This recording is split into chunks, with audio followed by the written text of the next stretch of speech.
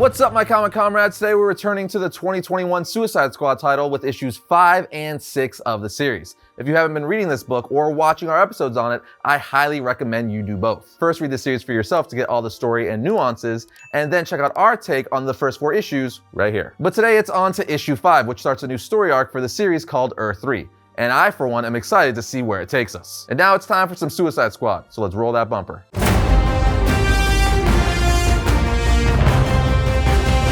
Issue 5 starts off introducing us to Bloodsport and giving us his modern origin. Robert Dubois, aka Bloodsport, tells us, Field Report 4813. My name is Robert Dubois. My brother Mickey and I grew up dreaming of one thing, and only one thing, war. As soon as he turned 18, Mickey enlisted, and me, I ran. I wasn't brave like him, or strong like him. Mickey died defending our freedom, and the day he went into the ground, in his honor, I became Bloodsport, as we see him shoot Superman with a kryptonite gun. His captions go on to say, the doctors in Belle Reve tell me my grief over the loss of my brother drove me over the edge. But all I ever wanted to do was fight for freedom, for my brother, and for this, I was imprisoned. Now I've been forced to become a member of the Suicide Squad. I am trained in every form of combat. And when my fists aren't enough, I have an ace in the hole. I have the ability to teleport weapons as needed. And Waller has given me an unlimited supply. So I am a one-man Suicide Squad, which is good because I work best alone. Waller has sent me to different Earths in order to bring back intel about the multiverse. And when the opportunity arises to recruit more cannon fodder for her squad,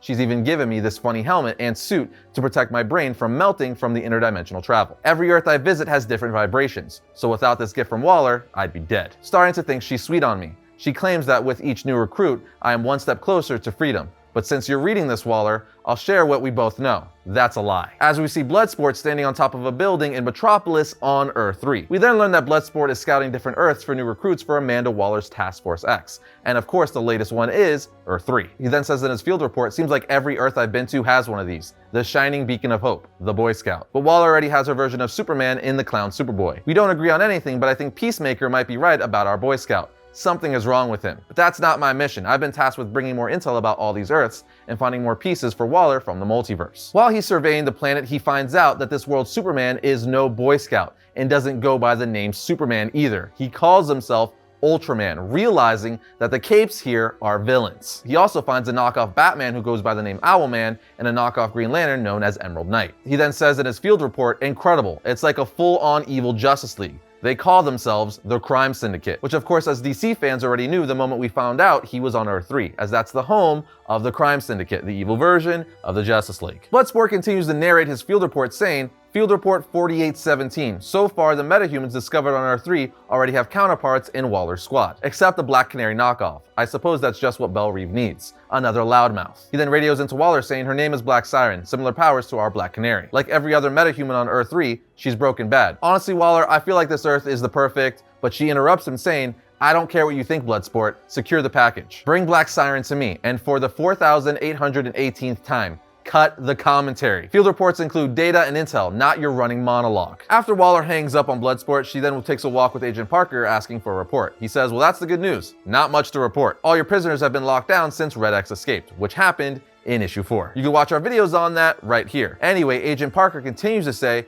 we scanned every inch of the prison. Nobody will be able to talk without you hearing it anymore. Now, to be honest, I think some of the inmates are enjoying this. Others, not so much. He goes on to tell her, I've been talking to other agencies and there's no sign of Red X. Waller told him he wanted to be caught by us. If we're ever gonna see him again, it's gonna be on his terms, not ours. And Rick Flag? Parker answers, still in the wind. Waller says, Red X didn't free him, which means my biggest problem is hidden somewhere here with me, as she looks at pictures of the Suicide Squad suspecting it's one of them who freed Rick Flag. We are then taken back to Earth 3 where Bloodsport says, Waller doesn't want my commentary? That's fine by me, I'll keep my own record. Not like she's getting all the information anyway. See, she can't see me on these other Earths. Not yet anyway. She can't see that I make it a point to track someone else. The only thing that matters to me, family. As we see, he tracks down Earth 3's version of himself and his brother Mickey. He learns on this Earth he's a teacher and his brother Mickey is a doctor, and says maybe Earth 3 isn't so bad after all. But as he says that, he sees Starros attacking metahumans of this world and taking possession of them. But he uses this to his advantage as the Starros have weakened Black Siren, so he goes in to capture her, saying this should be a walk in the park. But she turns around saying, hands off, blasting him with a canary cry. But once he gets back up, he says, she's got spirit, good, I could use a workout. Sometimes you have to fight fire with fire, as he has Waller teleport him a sonic gun. He then fires back at her, which ends with him putting her on the ground. And just as he has Black Siren where he wants her, a voice says, hey bowling ball head, You don't belong here, as we see Ultraman pick up Bloodsport by the head on the next page. Meanwhile, back in Belle Reve, we see Waller talking to Dr. Rodriguez, and Rodriguez says she's found Swamp Thing. So of course, Waller wants him. She walks out saying, "Assemble a Splinter Squad. I'll go grab their leader. I know just the man who deserves to be dragged through the mud." We then see her walk into Peacemaker's cell, basically saying, "You're leading a Splinter Squad for a very special mission." He says, "No, if you want to kill me, but I came here to bring peace. And so far, I'm not seeing any. Just us in pieces." But this is Amanda Waller, so of course she doesn't care, as she electrocutes him saying, "You die when I say you die," and then walks out. We are then taken back to Earth 3 where Bloodsport is fighting Ultraman, but it's not going so well. All the weapons that Waller is teleporting him aren't working, so Bloodsport says, "No, Waller, send me the big gun." And while they're fighting, Ultraman eventually says, "Okay, little man, this has been great, but it's time for you to tell me all your little secrets, starting with why you have a bomb in your skull," as he uses X-ray vision to see the bomb Waller implanted in him. Bloodsport says the bomb is for insurance, but don't worry, it won't be going off now that I have the big gun, as Waller finally teleported him the big gun he was requesting during their fight, which of course is a kryptonite gun. Bloodsport, thinking he's finally defeated Ultraman, says, I know, it's actually kind of a small gun, but it has a big kick, a kryptonite kick." Ultraman then says, "Kryptonite, my favorite," as he inhales it all. While standing back up and grabbing Bloodsport by the throat, Ultraman then says, pure, undiluted, love it. Not sure how this Waller friend of yours gives you your intel, champ, but kryptonite gives me my powers. Now let's get rid of that pesky bomb in your tiny head," as he uses his heat vision to do just that. He then headbutts Bloodsport, knocking him out, saying, "Let's knock a little sense into you, and then you're gonna tell me where I could find this Waller friend of yours and how she can get me more of that sweet, sweet kryptonite." And with that, issue 5 ends, so let's jump into issue 6. Issue 6 starts off with Amanda Waller saying, "Hello, Earth 3, I've been looking for you for a long time. I've sent Bloodsport to dozens of Earths in the multiverse, looking for recruits for Task Force X. Recruits like Black Siren, a dark twisted version of our Black Canary. Bloodsport was sloppy, got taken in by Ultraman, Earth 3's insane version of Superman. Bloodsport found what I've been searching for at last, an Earth that actually wants to be saved, needs to be saved. Saved by me." We are then taken to Ann Arbor, Michigan in the present where Waller's Suicide Squad has been tasked with capturing Night Terra, a metahuman who can walk through walls. She's giving them a hard time as she's stealing money from a bank vault, but eventually is punched by Superboy and then injected with a knockout serum from Branch. They then use new teleport tech to teleport back to Belle Reve, and once back, Waller puts Night Terra in the hands of Dr. Rodriguez, saying, "How much time do you need to get everyone equipped for the jump to Earth 3? She responds, "Collectively, 12 hours. Waller says, "You've got one." Superboy then says, "You say every metahuman on the so-called Earth 3 is evil, but that doesn't change who I am. I'll rescue Bloodsport, but I'm not going to," and Waller interrupts saying, "You'll do what it takes, Superboy, or you'll die." Meanwhile, we see Dr. Rodriguez taking a scalpel to Night Terra's head saying, "You'll live." We are then taken back to Amanda Waller where she's watching Peacemaker and the Splinter team she made for him to track down Swamp Thing. And when Agent Parker comes in the room, he says, "I can't prove it, but I'm certain that Peacemaker helped Flag escape Belle Reve. I need to know if he's still on my side. Peacemaker is a maniac, but..." And Agent Parker then interrupts saying, "But he's your kind of maniac," at which point Waller just stares at him. She then says, "Agent Parker, you're an excellent member of this team, and you're well liked by the brass. Maybe someday you'll run an outfit like this, and then you'll see what it really takes to keep the peace, and what it costs you in the process." Sometime after this, Waller then gives the Suicide Squad all new wrist devices saying, "Thanks to the generous donation from Night Terra, Dr. Rodriguez was able to outfit each of you with these high vibration..." And Nocterra interrupts saying, "Skip the crap, Waller, what does this doohickey do? Blow us up a second time?" Waller replies, "This will keep your brain from melting on Earth 3, but we're gonna need to move fast. It won't keep you safe for very long." Dr. Rodriguez then says, "It'll keep you safe for maybe an hour or less." So essentially, Waller had the Suicide Squad capture Night Terra so Dr. Rodriguez could extract some of her powers and plant them in the wrist devices to keep them alive on Earth 3. And with that, the Suicide Squad are teleported to Metropolis on Earth 3, with Waller saying, "Get back as soon as possible." Once they get there on Earth 3, Talon starts feeling sick and throws up. But nonetheless, the team starts looking for Bloodsport and Black Siren to bring them back to Waller. Once on top of the buildings, Nocturna starts telling Superboy that Waller is doing something to his mind. And she doesn't know what it is, but when Waller asked her to snoop around in his brain, it was cloudy. Like she's controlling what you can and can't remember. Branch then jumps in saying, "She's manipulating all of us. She told me she had a cure for what's happened to me, and yet I'm still part tree.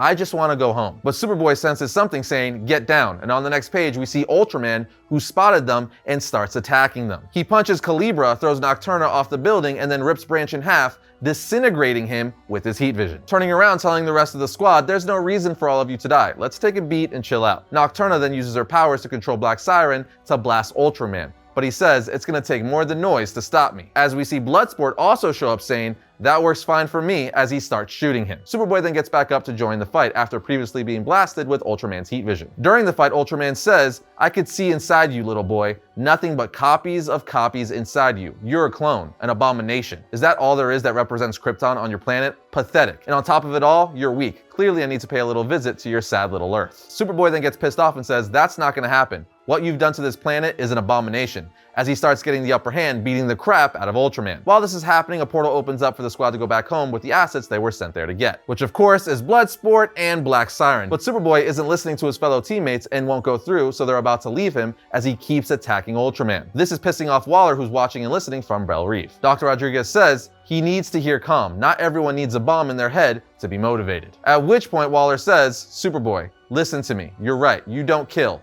Not for me, not for anyone, because that's who you are. You're Superboy. This calms him down and he stops his ground pounding on Ultraman, saying, I'm sorry. But Ultraman just gets back up saying, like I said, pathetic. At this point, Superboy flies to the portal and makes it through, but Ultraman chases him and isn't fast enough as it's cut off before he can get there. On the next page, we see Superboy ask, where the hell are we? Bloodsport answers, middle of nowhere, Russia.